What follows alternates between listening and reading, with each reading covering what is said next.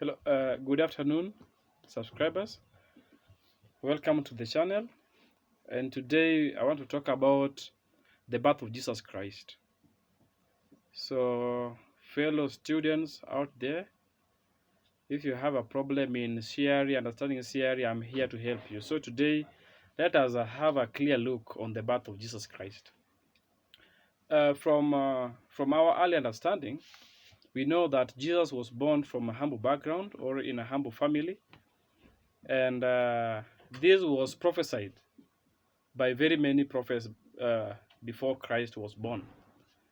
So I want to explicitly bring the prophecy of Prophet Nathan, who told us that Jesus Christ or the Messiah will be born from a humble background and will be of the lineage of King David. So I want to bring first the lineage of King David and we see where the Messiah comes.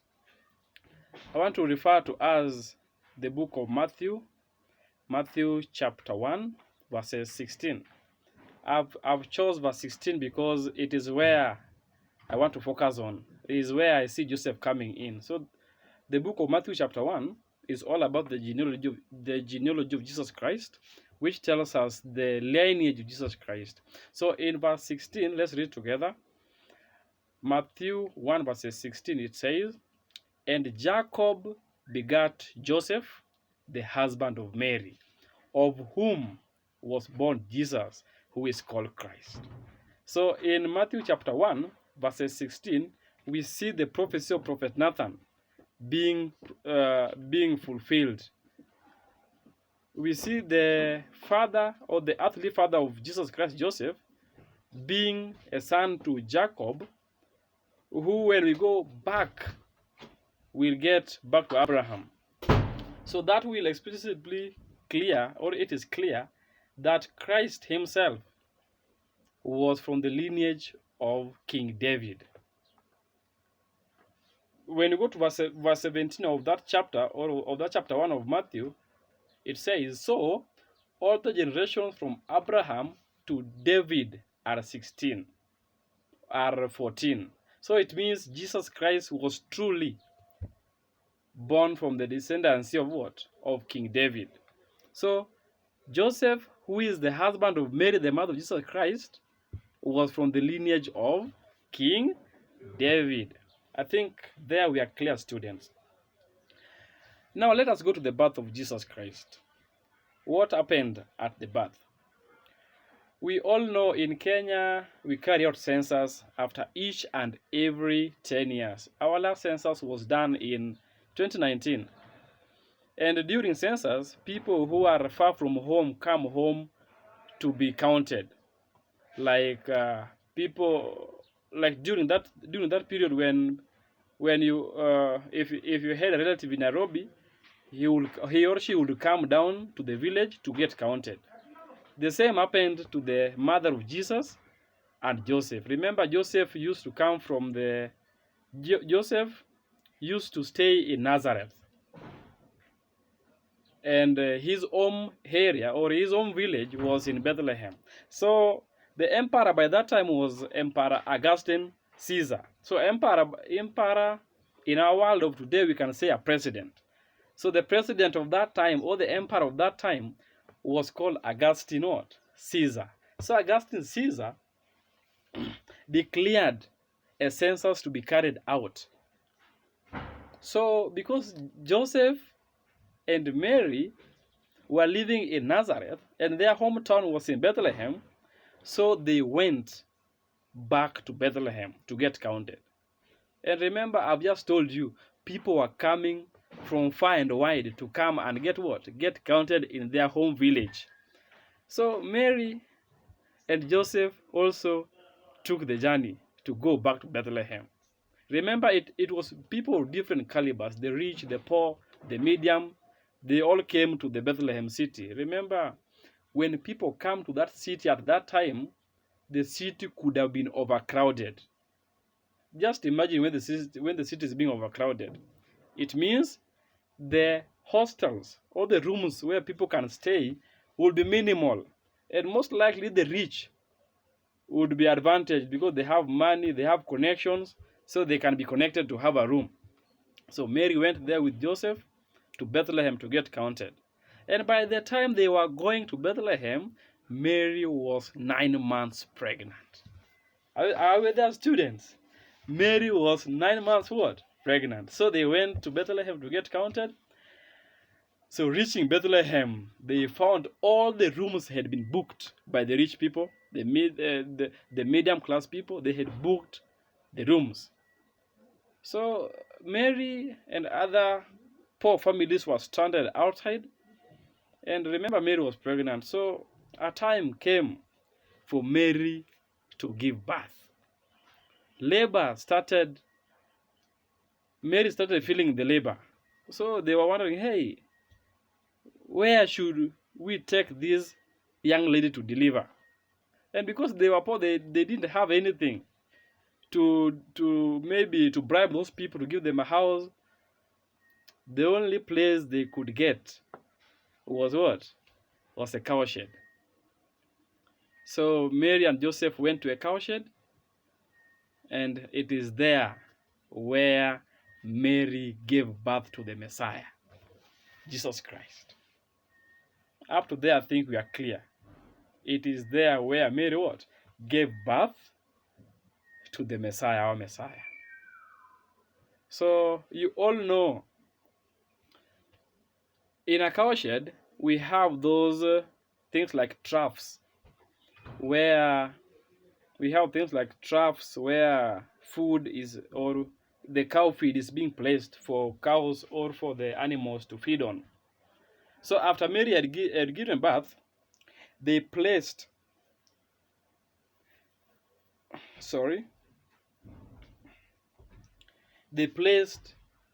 that child inside that place. That place is normally called a manger. A trough-like structure placed in a cowshed, or where cows stay, and that trough is where feed or animal feed is being put for them to eat from that place. That is where baby Jesus, after being born, was placed. Just imagine where our Messiah was born. That place, such a filthy place, a place that no one would like his child to be born. That's where our Christ was born. So because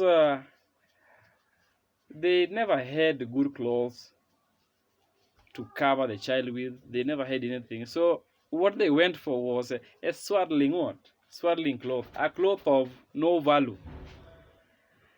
In the nearby village, or in the nearby outskirts, or in the outskirts of the city, there were these shepherds who are taking care of their flock.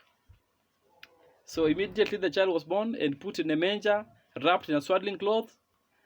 Angels appear to these shepherds, telling them, hey, in the nearby city, a king has been born. A Messiah has been born.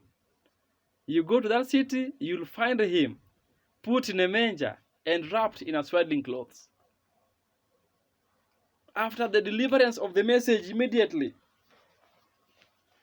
after the angel had delivered the message to the shepherds, a big crowd of angels was seen in the sky. I was in the sky. They were singing, "Glory to God in the highest, and on earth peace among men with whom he is pleased." That's found in the book of Luke 2:13-14. Luke 2:13-14. You read the book of Luke 2:13-14, you get the song the angels were singing. Glory, glory to God in the highest, and on earth peace among men with whom he is what? Pleased. We see now the prophecy of Prophet Isaiah is now coming in.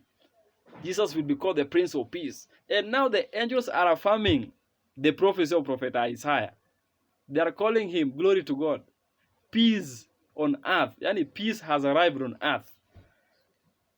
Look at how the birth of Jesus was dramatic.